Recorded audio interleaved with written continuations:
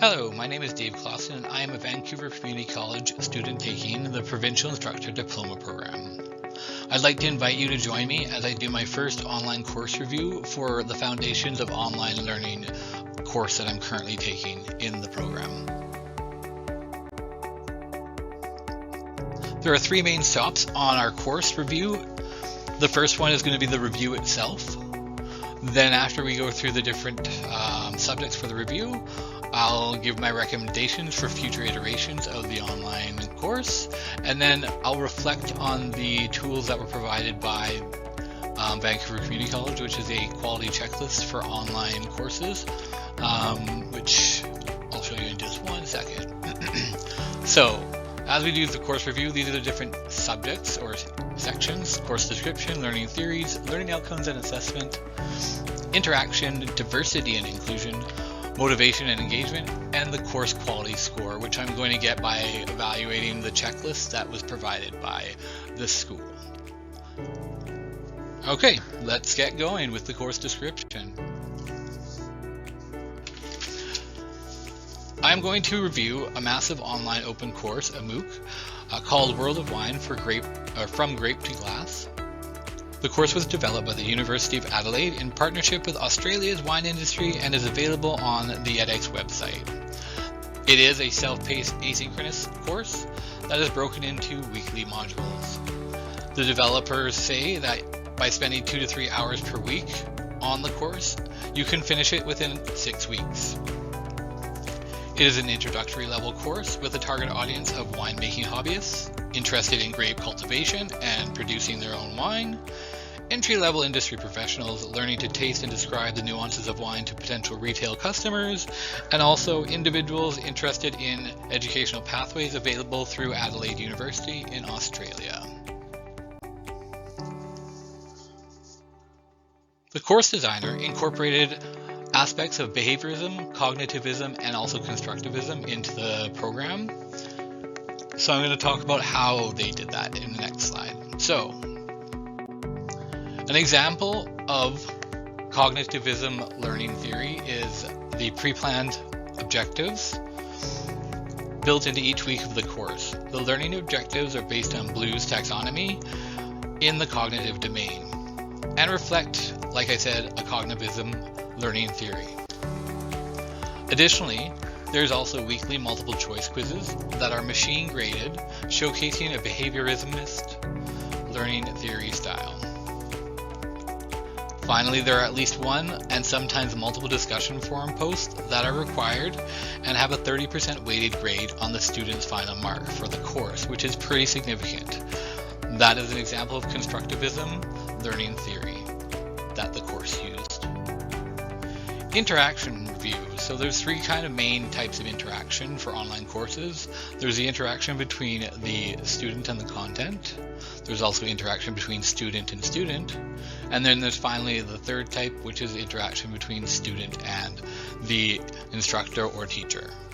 So the course uses technology to enable student to content interaction, including image sliders, interactive maps, virtual wine production, and videos with audio captions that are downloadable. Discussion forums, which is this icon, are also used to enable student-to-student interaction, but I didn't see any student-to-instructor interaction on the discussion forums. The course is asynchronous, and as an auditor, I was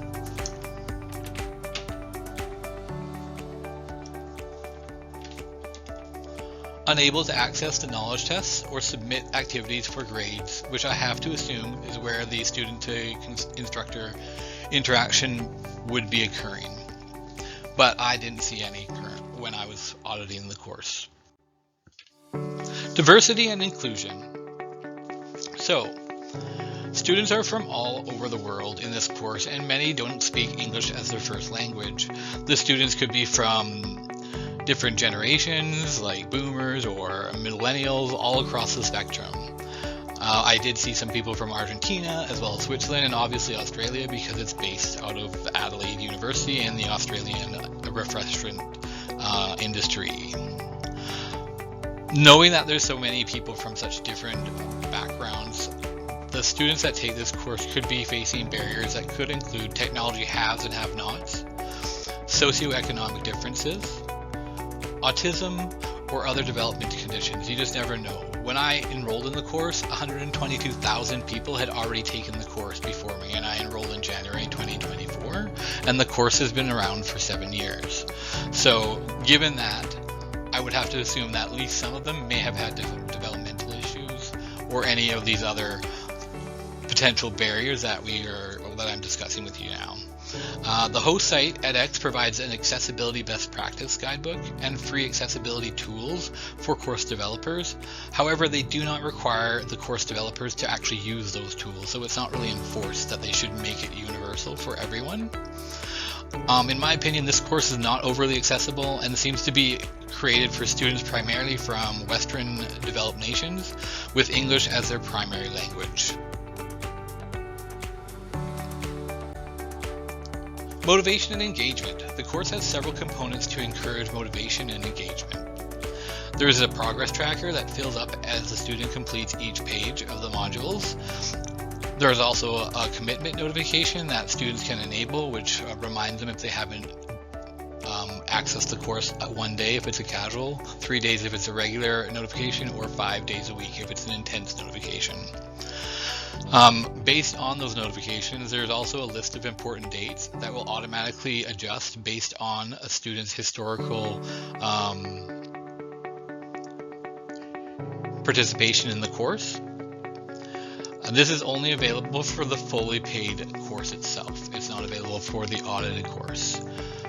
Finally, there is a Facebook website, which is the engagement side of this slide,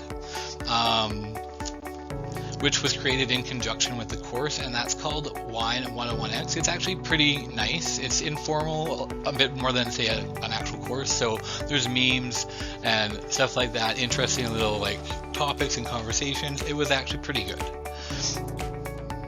So, quality score-wise, based on the quality checklist provided by VCC, I'm going to give World of Wine from Grape to Glass 3.1 points out of 4.0, where 1 is not a good course and that I would not recommend, and 4 would be a benchmark level course that I would hope that other continuous asynchronous courses that were online would be based upon.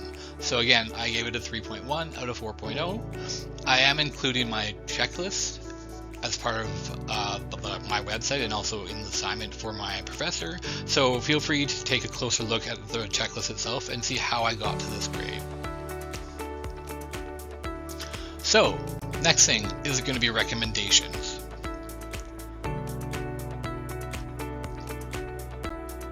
I have 5 recommendations for this MOOC. First, instructor presence. I understand that this is an asynchronous course, but it's very important for online students to have teacher interactions. The instructor provides a sense of community, encourages and motivates through constructive feedback, and sets the expectations for a safe learning space.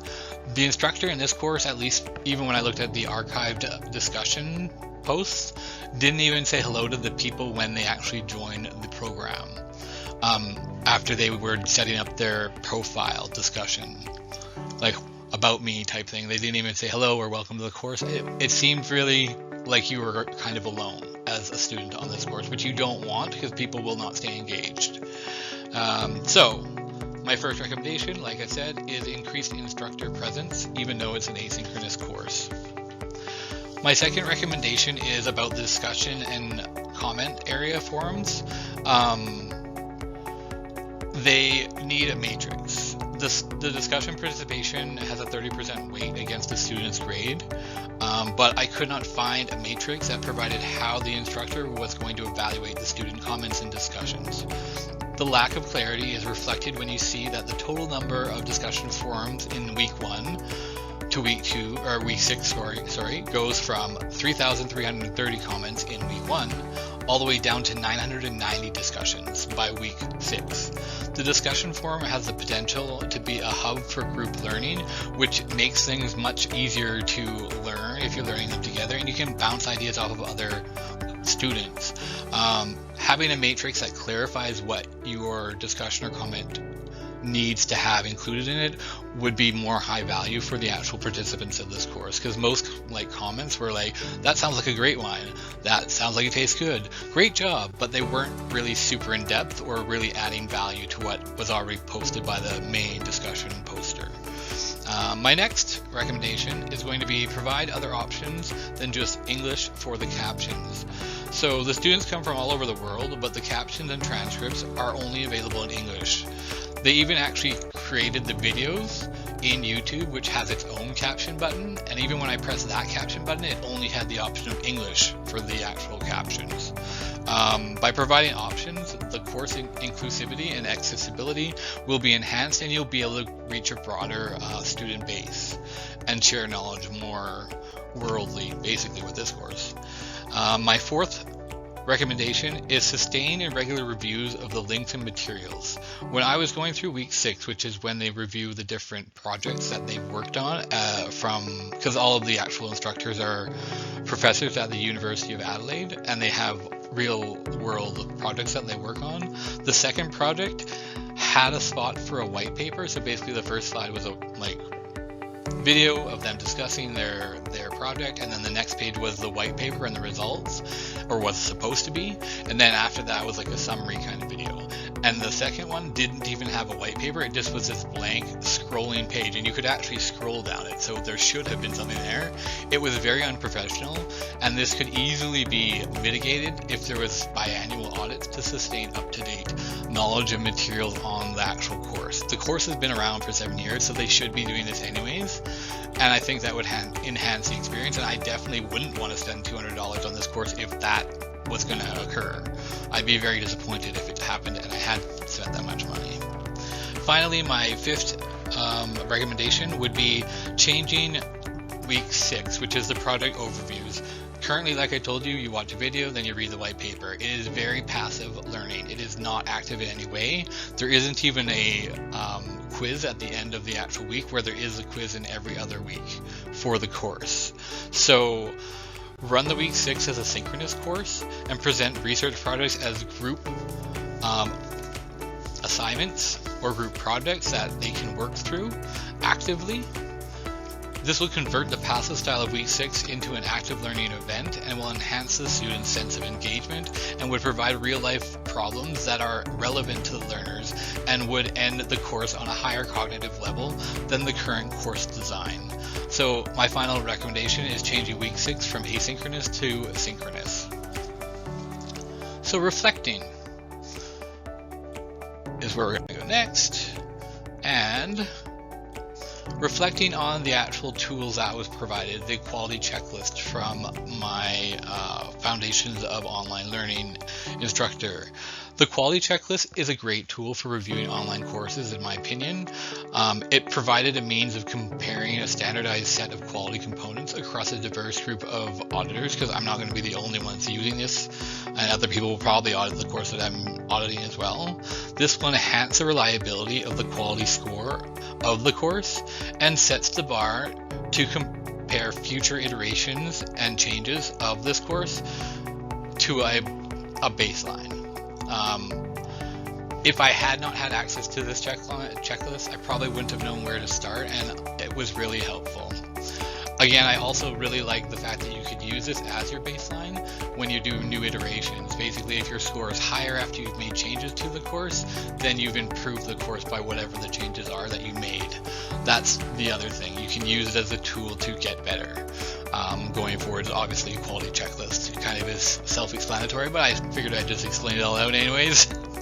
My greatest takeaway about online course quality is, regardless of the technology used, myself as a future course developer, I need to be constantly aware of the learner's experience and how that my design builds the accessibility and inclusivity, so as to limit any and ultimately remove all barriers to knowledge exchange, because what I'm trying to do is teach people, right? We don't want to have any barriers. Thank you for your time. If you've made it to this point in the video, this is one of my longer videos.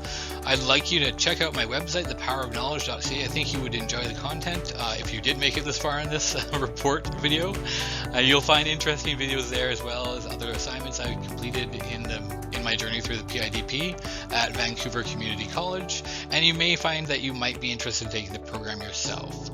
VCC is definitely not sponsoring this. It's actually one of my assignments, but I've had a really good experience at Vancouver Community College and in this program, and I want other people, if they're interested in instructing and teaching others, to be a part of it. Anyways, have a great day, and thank you for your time. Never stop learning. On the next slide, you can press pause and see the references I used to create this video. Have a good one.